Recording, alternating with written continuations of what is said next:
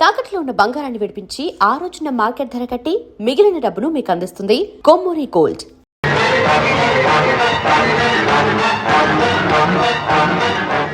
ఎన్నాళ్ళు ఈ నిజం ఎందుకు చెప్పలేదు?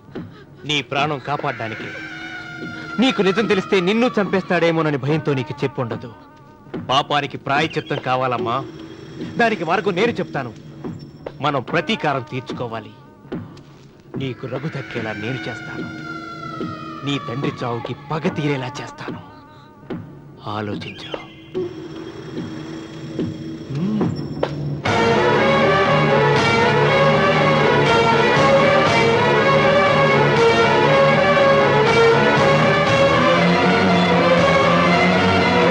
నేను నమ్మను. మా నాన్న దేవుడు. మా తాతయ్యకు జరిగిన అన్యాయానికి ప్రతీకారంగా పొలాలు స్వాధీనం చేసుకున్న మాట నిజమే, కానీ హత్యలు చేసే అంత దుర్మార్గుడు కాదు మా నాన్న. అందుకే చెప్పాను, నువ్వు నమ్మలేవు, నన్ను మర్చిపోమని. సులోచన, అదే నిజమైతే మా నాన్న నిలదీసి నిజమేంటో తెలిసాక ఆ ఇల్లు వదిలేసి వచ్చి నేను నిన్ను పెళ్లి చేసుకుంటాను. అది మహాప్రమాదం. మా మధ్యలో మాట్లాడడానికి నువ్వెవడవి? మీ నాన్న చేసిన హత్యకు 14 ఏళ్లు శిక్ష అనుభవించిన వాడిరా. నీకు నా మీద జాలి రావాలి కానీ కోపం వస్తుందేంట్రా? మీ నాన్న మనస్తత్వం నాకు బాగా తెలుసు. నువ్వు నాగ సులోచన ప్రేమించుకున్నారని తెలిసిన వెంటనే వీళ్ళిద్దరిని చంపేసి వీళ్ల పొలంలోనే పాతి పెడతాడు. నా మాట విను, ఇంకేం ఆలోచించుకో. నా మాట విను.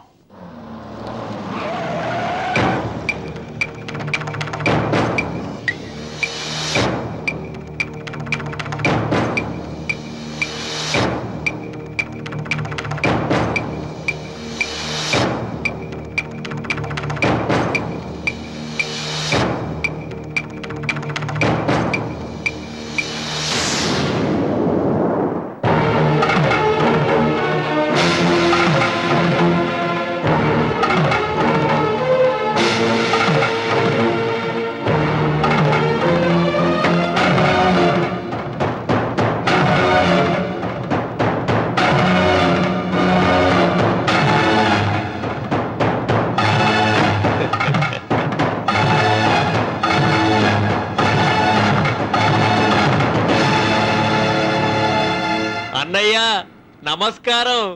వీధి గుమ్మం వైపుకైతే నువ్వు రావని పెరటి గుమ్మం వైపుకు నేనే తీసుకుని వచ్చాను. మీ నాన్న ఇచ్చే ముష్టి డబ్బుతో బ్రతికి నాగసులోచనని ప్రేమించావు. మీ నాన్న ఈ పెళ్లికి ఒప్పుకోడు కదరా అన్నాను. లేచిపోతామన్నాడు. లేచిపోతే మీ నాన్న పరువు ఏమవుతుందని నేనే దగ్గరుండి ఈ పెళ్లి తెరిపించానన్నయ్యా. వాళ్ళ నాన్నను చంపిన పాపానికి ఈ మాత్రం పుణ్యం చేయాలి కదా. వాళ్ళ నాన్నని ఎవరు ఎక్కడ ఎలా చంపారన్నది నేను ఎవ్వరితో చెప్పలేదు. నీ బాధ నాకు అర్థమైంది అన్నయ్య, నీ బాధ నాకు అర్థమైంది. రేయ్, ఏంటి అలా చూస్తూ నిలబడ్డారు? వచ్చి కాళ్ళ మీద పడి ఆశీర్వాదం తీసుకోండి.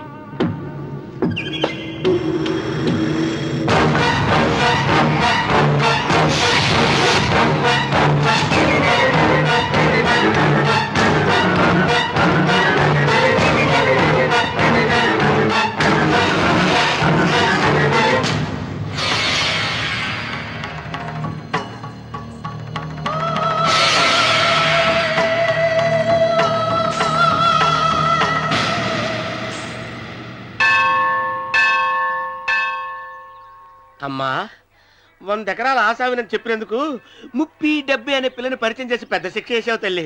తప్పైపోయిందమ్మా, క్షమించే తల్లి. ఈసారి అలా చేయను. మంచి పిల్లనిచ్చి పెళ్లి చేయమ్మా. అలాగేనా?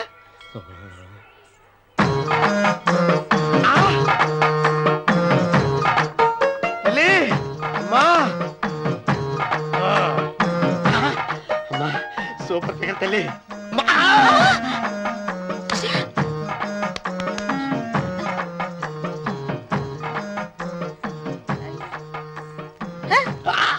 నాకింకా పెళ్లి కాలేదు తల్లి.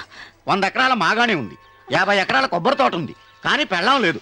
పెళ్లిళ్ళ సీజన్ అయిపోతుంది. మంచి పిల్లని చూపెట్టి పుణ్యం కట్టుకో తల్లి. నాకు కూడా పెళ్లి కాలేదు తల్లి. నేను నీకు పురాతన భక్తురాలిని కదా. 7 అంతస్తుల మేడనిచ్చావు, 7 వరాలు నగలిచ్చావు, కానీ మొగుడు లేడా? మొగుడు లేడా? తొలి ప్రేమ మీద నీకు నమ్మకం ఉందా? పట్టు చీరా. మలి ప్రేమ మీద నీకు నమ్మకం ఉందా? సిలుకులాల్చి ఉంది 7 అంతస్తుల మేడ. నేను నీకు నచ్చేనా? 100 ఎకరాల ఆసామి. నువ్వు తప్ప ఎవ్వరూ నచ్చరు. వచ్చే మంగళవారం నా ఇంటికి ఒకసారి రండి, నన్ను చూసుకోవడానికి.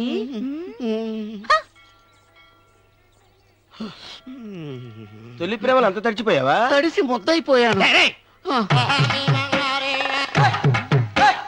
ఇదెంత? 30. ఇదెంత? 70. అంతే కదా? ఆ. ఇప్పుడు నువ్వు తొలి ప్రభలో పడ్డావే ఆ. దాని దగ్గరికి వెళ్ళి ఆ. ఇది 30 ఇది 70 అని చెప్తే దాన్ని చేసుకో. అలాగే. ఆ, ఏ తొలి ప్రేమ వెళ్ళు ఆకు. చేసుకోరా. 30, 70. ఏ తొలి ప్రేమ టింగ్. ఇదెంతో చెప్పు. ఇదేంటి ఇది ఆ. టింగ్ టింగ్ టింగ్ మో. ఇదెంత? ఇదంతా ఎందుకండి? ఎందుకంటే ఇదెంతో నువ్వు చెప్తేనే మన పెళ్లి. అందుకు చెప్పు. అది అది ముప్పి, అది డిప్పి.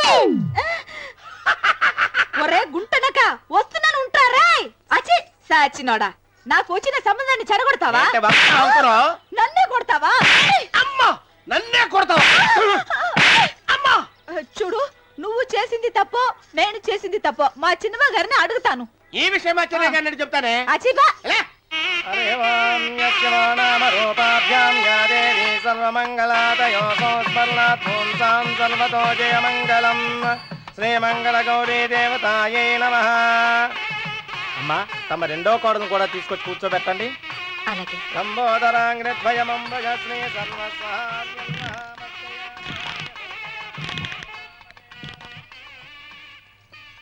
ఏంటమ్మా ఇంకా అలాగే ఉన్నావు? నువ్వు ఈ పూజకి ఏర్పాటు చేయమంటేనేగా మీ మామగారికి ఇష్టం లేకపోయినా ఒప్పించాను. అందరూ వచ్చేసారు. చీర మార్చుకుంటా. నాకున్న చీరల్లో ఇదే మంచిది. నా దగ్గర పట్టు చీరను తీసుకో. మీరు కట్టి విడిచిందా? లేదమ్మా, కొత్త పట్టు చీర ఉంది. వద్దులేండి. పోనీ నగలైనా పెట్టుకోమా. మీరు పెట్టుకోక మిగిలినవా? కాదమ్మా, నా దగ్గర 7 వారాల నగలున్నాయి.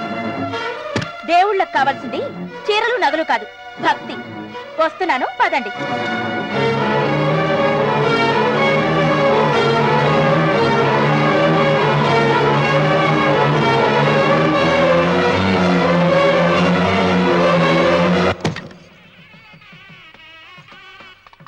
అమ్మా రెండో కోడను త్వరగా తీసుకురండి. ఈ హోరలోనే వ్రతం పూర్తి చేస్తే చాలా మంచిది. ఆ, రఘు ఇట్రా. ఏంటమ్మా? వెళ్ళి సులోచన త్వరగా తీసురా. అలాగే.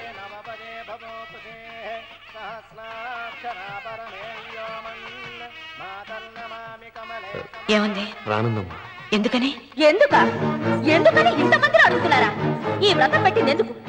ఆ నా పెద్ద కోడలు కోటీశ్వరరాలు, అందుకే 25,000 రూపాయల పట్టు చీర కట్టుకుని 10 లక్షల రూపాయల బంగారం ఒంటి మీద వేసుకుందని గొప్పగా చూపించి నా రెండో కోడలు ఏమీ లేదన్న నమ్మడానికి కదా. మాట్లాడక. అమ్మా నీ కొత్త పట్టు చీర నగలు తనకివ్వమ్మా. ఇస్తానన్నారా, తానే వద్దంది. అయ్యో అయ్యో అయ్యో, ఎంత అబద్ధం! ఇస్తానన్నారా? మీరు ఇస్తానన్నారా? చూసారా చూసారా ఎంత అబద్ధం ఆడుతున్నారు? నీ మొహానికి ఈ నేత చీర వస్తున్నారు చాలే అనలేదు. నాగసులు వచ్చిన మీరు అలా అన్నారని ఈ ఇంటి మూలంగా చచ్చిపోయిన మా నాన్న మీద ఒట్టేసి చెప్తున్నారు. మీరు మీ ఆయన మీద ఒట్టేసి చెప్పండి. నేను మా ఆయన మీద ఒట్టేసి చెప్తున్నాను. ముత్తైదువులను పిలిపించింది పసుపు కుంకుమలు గాజులు ఇచ్చి పంపటానికి గాని ఈ ఇంటి 4 గోడల మధ్య జరిగిన దానికి సాక్ష్యాలు రుజువులు ఇప్పించి పంపటానికి కాదు. నాగసులోచన, ఈ ఇంటికి 2 సింహద్వారాలున్నాయి.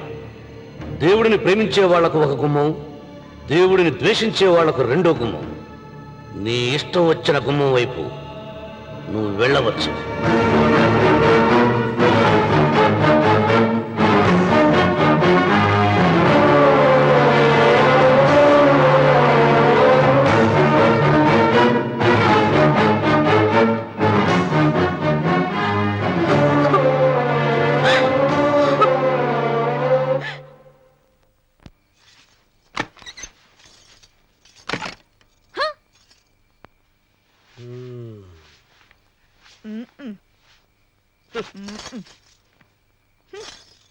పాలయ్యే మీ పాసి మొహానికి పాలు కూడానా? సగం నేను తాగి సగం పిల్లికి పెట్టా. ఇందులో కాస్త ఎంతమంది కూడా కలుపుకోపోయావా? తేడా విరగడేది. అసలు నిన్ను అనుకుని ప్రయత్నం లేదే. నిన్ను నాకు కట్టబెట్టిన మా చెన్నయ్య గారిని అనాలి. నేను కూడా మా చిన్నమ్మ గారు బలవంతం చేస్తేనే నిన్నే చేసుకున్నాడు రా సచ్చినోడా. అయ్యో ఎంత పోసు కొట్టావయ్యా. 100 ఎకరాలు ఎగసాయ అన్నావు. నువ్వు సర్ది కూడా అన్నప్పుడే నేను తెలుసుకోవాల్సింది. నీ కాడగానా? నువ్వు తక్కువ చేసావే? 30, 70 అన్నప్పుడు నేను అర్థం చేసుకోవాల్సిందే. పట్టు చీర కట్టి మీ అమ్మాయి గారి నగలన్నీ దిగేసి సిగ్గుపడుతూ వచ్చి ఇలా కూర్చున్నావే. అసలు నీ దగ్గర ఏం వస్తుందని నేను చూస్తే ఎందుకు అరుస్తున్నావు? అమ్మో అన్నవరం తగ్గు. తగ్గు అన్నవరం తగ్గు తగ్గు అయ్యా అయ్యా అయ్యా అయ్యా అయ్యా అయ్యా అయ్యా అయ్యా అయ్యా అయ్యా అయ్యా అయ్యా అయ్యా అయ్యా అయ్యా అయ్యా అయ్యా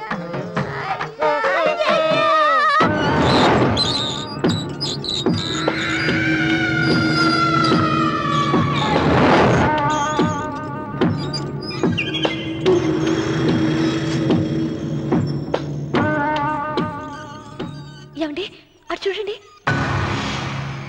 పిచ్చిపతి లే అక్కడి నుంచి. నువ్వు తిను మావయ్య. ఏ ఇంటికి నా కోసం వచ్చావు, నిన్ను నేను గౌరవించుకోవాలి కదా. అది మా నాన్న కూర్చుని ఉయ్యాల వల్ల. ఆహా, రేపు ఆయన చచ్చిపోతే ఎవరు కూర్చుంటారు? ఆయన బూడిద పోసి పెడతారా? సులోచన రఘు లేడు, ఎందుకు అలా అరుస్తారు?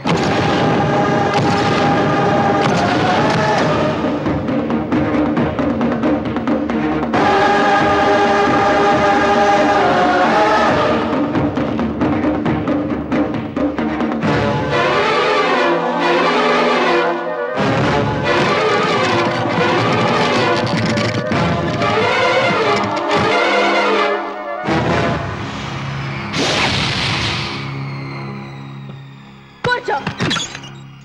నువ్వు ఈ ఉయ్యాల బల్ల మించి లేచావంటే నన్ను చంపుకు తిన్నట్టే. అన్వర్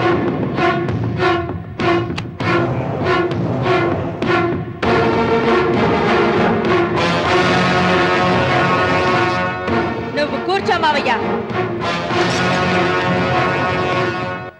సులోచన, బుద్ధి లేకుండా ప్రవర్తించకు. వేప చెట్టుకు పాలు పోసి పెంచినా అది చేదుగానే ఉంటుంది, కానీ తీయగా మారదని ఆయన ఎన్నిసార్లు చెప్పినా ఆయన మాట వినకుండా నీ అడుగులకు మడుగులెత్తాను. ఆయన ఎవరనుకుంటున్నావు? ఈ ఇంటికి పెద్ద. దేనిలో పెద్దండి? హత్యలు చేయడంలోనా? పక్కవాడ పొలాలు ఆక్రమించుకోవడంలోనా? వీధిలోకి వెళ్లి పసిబిడ్డని అడిగినా చెప్తాడు ఆయన ఎంతటి నీచుడో హంతకుడోనని.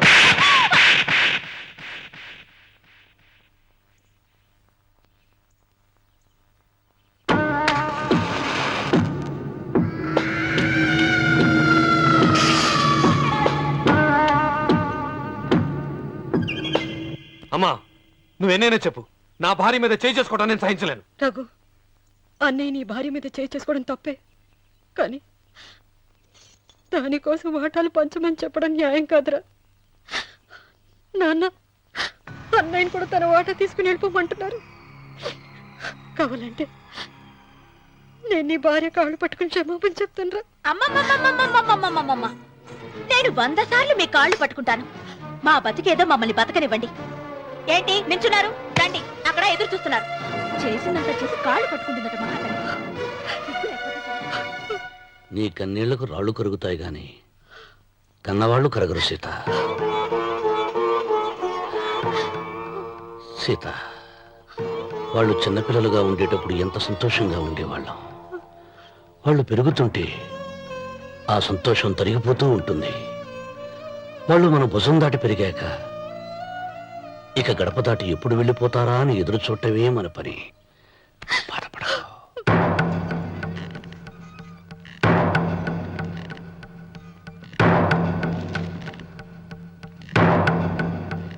ఇదేంటి లాయర్ గారు, ఆస్తి మాత్రమే 3 వాటాలుగా రాశారేంటి? అమ్మ నగలో నాకు వాటా ఉందిగా. ఆ నగల గురించి కూడా దీంట్లో రాయండి.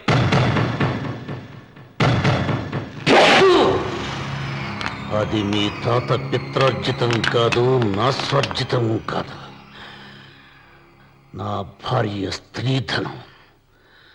అందులో వాటా ఎవరికి రాదు, లేదు. ఓహో, అమ్మ గదిలోకి వచ్చి ఏడిస్తే నా మీద ప్రేమ అనుకున్నాను. నగలివ్వాలని ఏడుపా. ఈ ఏడుపేదో నన్ను కనక ముందు ఏడవాలి.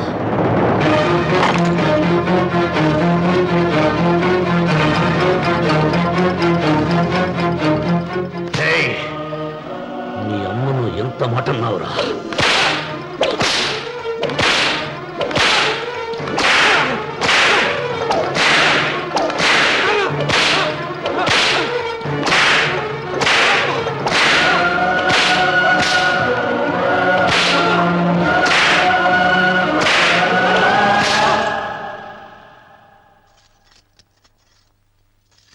మీరేం పెద్ద మనిషి అండి? పెళ్ళైన కొడుకుని కొడతారా? ఆస్తి ఇవ్వడం ఇష్టం లేకపోతే ఇష్టం లేదు అని చెప్పండి. కూలి చేసుకుని బతుకుతాం లేదా ఆలయం ముందు అడుక్కు తిని బతుకుతాం. ఇప్పుడు ఆయన మీ కొడుకు కాదు, నా మొగుడు. నా మొగుణ్ణి కొట్టే హక్కు మీకు లేదు.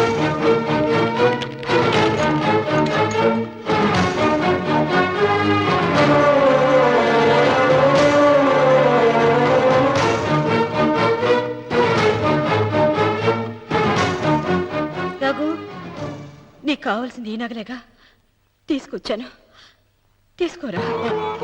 వద్దమ్మా, వద్దు. కాదన్నయ్య. వద్దమ్మా, నా మాట విను. ఒక తల్లి కడుపున పుట్టకపోయినా నన్ను అన్నయ్య అని పిలిచావు. నా ఇల్లు నీకు పుట్టిల్లమ్మా. ఆడపడుచు బతుకుండగా పుట్టిన నగలు పంచడం శుభం కాదమ్మా, శుభం కాదు. రే రఘు, ఆ నగలి బదులుగా నా పొలం, నా ఇంట్లో ఉన్న బంగారంతో నీకు ఇచ్చేస్తాను, తీసుకెళ్ళిపోరా. అలాగే లాయర్ గారు, అవి కూడా రాయండి.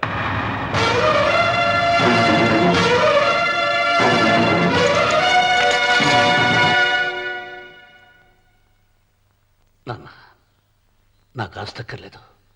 నేను మీతోనే ఉంటాను. మరదల్ని కొట్టే సంస్కారం ఉన్న కొడుకుని ఇంట్లో ఉంచుకునే సంస్కారం నాకు లేదు. వెళ్ళిపో.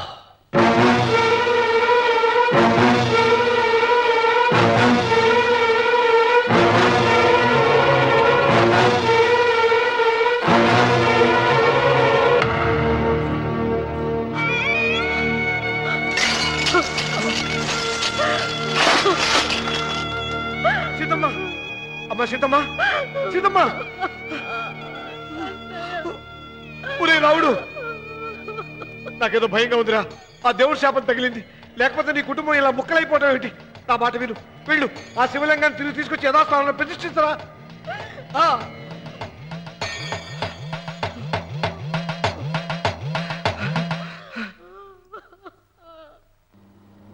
ఇదేమిట్రా రావుడు, శివలింగాన్ని తీసుకొస్తానని బయలుదేరి ఆలయం దగ్గర తీసుకొచ్చావేంటి?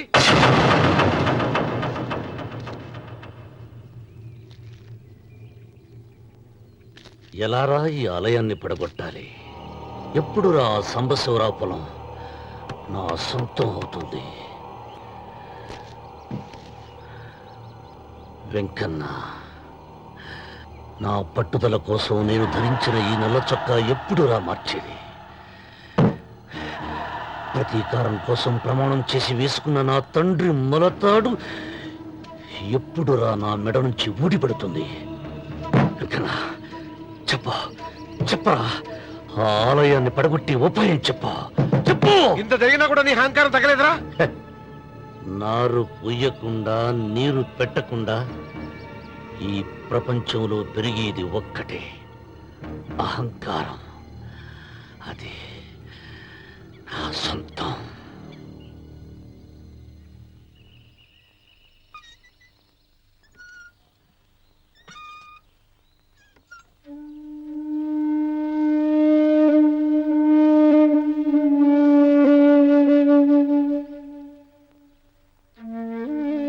పిల్లలు వెళ్ళిపోయారు, కోడళ్ళు వెళ్ళిపోయారు. వచ్చే రాఖీ పండుగ నాటికి ఇది కట్టడానికి నేను కూడా ఉండకుండా వెళ్ళిపోతానేమో. చిచ్చ, అవే మాటలమ్మా. నువ్వు నిండు 100 ఏళ్ళు బతకాలమ్మా. 15 రోజులు కూడా పిల్లలు లేకుండా బతకలేకపోతున్నదని 100 ఏళ్ళు ఎలా బ్రతకగలనన్నయ్య?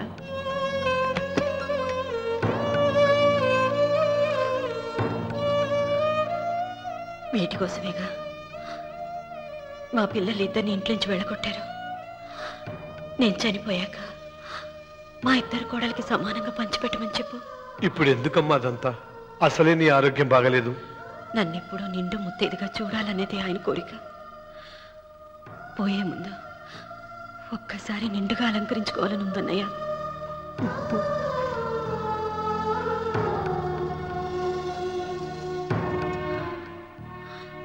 ఈ అన్నయ్య లేకపోతే నా ఈ కోరిక తీరేది కాదు. నీ చేతులతో అలంకరించన్నయ్య.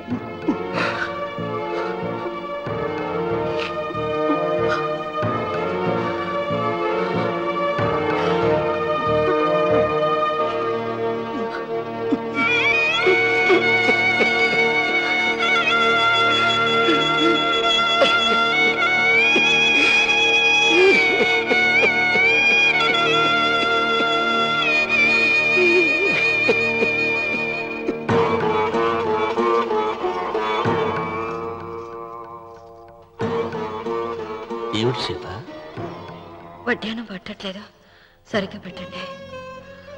పేరంటానిక అర్థం ముందు అలంకరించుకుని కూర్చోవడం కంటే ఆడదానికి వేరే పేరంటే ఉంటుంది చెప్పండి. ఏమండి, మీరు ఉత్తమ జాతి స్త్రీ రెండో కోరిక కోరదు అన్నారు. అందుకే మిమ్మల్ని అడగలేకపోయాను. కానీ చనిపోయే ముందు నీ ఆఖరి కోరిక ఏమిటి అని అడుగుతారు. నా ఆఖరి కోరిక ఆ శివలింగాన్ని తీసుకొచ్చి ఇంటి ముందు ప్రతిష్ఠించండి. సీత, పళ్ళు గట్టిగా ఉంటాయని, నాలుక మెత్తగా ఉంటుందని మనం పళ్ళకే ఎక్కువ విలువనిస్తాం. వయసు పైన పడుతుంటే ఒక్కొక్క పన్ను రాలిపోతుంది. వయసు పెరుగుతున్న కొద్దీ ఒక్కొక్క బిడ్డ దూరం అయిపోతాడు. కానీ నాలుక మాత్రం భర్తకు భార్య లాంటిది, భార్యకు భర్త లాంటిది. బ్రతికినంతకాలం తోడుగా ఉంటుంది. బిడ్డలు దూరం అయిపోయారని ఏదోదో మాట్లాడుతున్నా. సీత, నా మీద కోపం వచ్చిందా?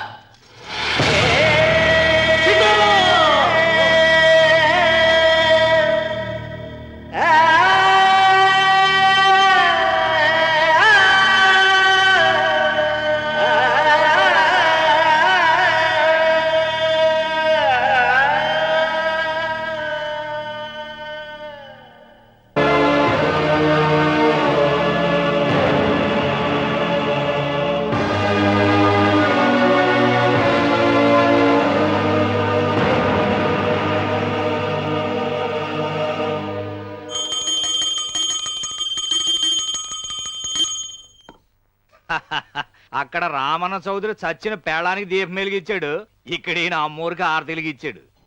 నేను ఆ రోజే చెప్తేనే అది చాలా మహిమగల శివలింగము, దాని జోలికి పోతే సర్వనాశనం అయిపోతాడని. పిల్లలేమైనారు? ఇల్లు వదిలిపోయినారు. పెండ్లాము లోకం ఏడ్చిపాయ. ఇక రామన్న చౌదరితో పాటు ఆయన వంశం కూడా గబ్బు లేచిపోతాడు. ఒకవేళ భయపడి ఆ శివలింగం మళ్ళీ యథాస్థానంలో పెడతాడేమో. పెట్టడు. పెట్టాలని ప్రయత్నిస్తే ఎట్లా ఆపాలనో మనం చూసుకుందాం.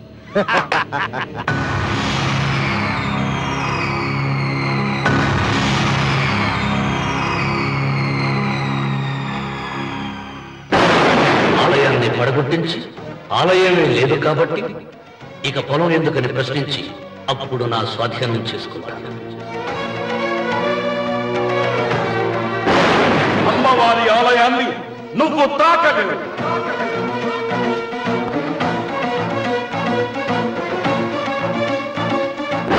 ఆ ఆలయం పడగొట్టలేదండి.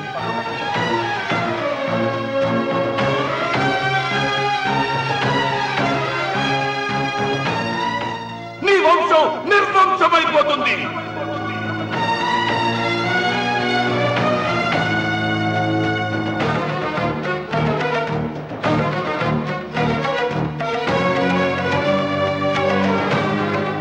ఆ శివలింగాన్ని తీసుకొచ్చి ఇంటి ముందు ప్రతిష్ఠించండి.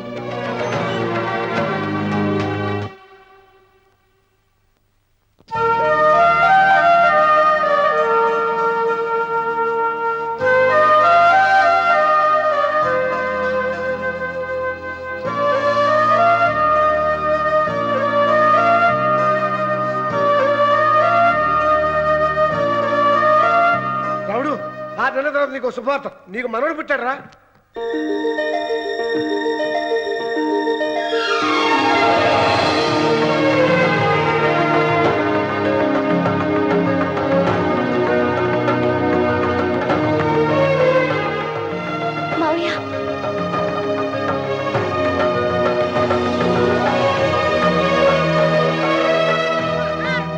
నా వంశం నిర్వంశమైపోతుందని జటాధారి శపించిన ఎదిరించి నా ఇంట పుట్టిన మొదటి వంశాంకురం.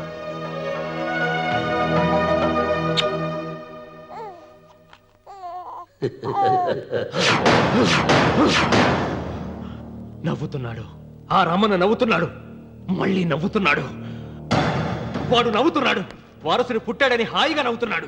వాడి ముఖంలో ఆనందం కనిపిస్తే నీ జీవితంలో నిప్పులు పోసుకున్నట్టే తెలుసా? నా అనుమానం 3వ వాట కింద తను ఉంచుకున్న ఆస్తి, అంతస్తు, నగలు అన్ని అన్ని అన్ని ఆ బిడ్డకి రాసిస్తాడు తెలుసా? మొన్న డాక్టర్ పరీక్షించి ఏం చెప్పింది నీకు? పిల్లలు పుట్టే అవకాశం చాలా తక్కువగా ఉంది అని చెప్పలేదు?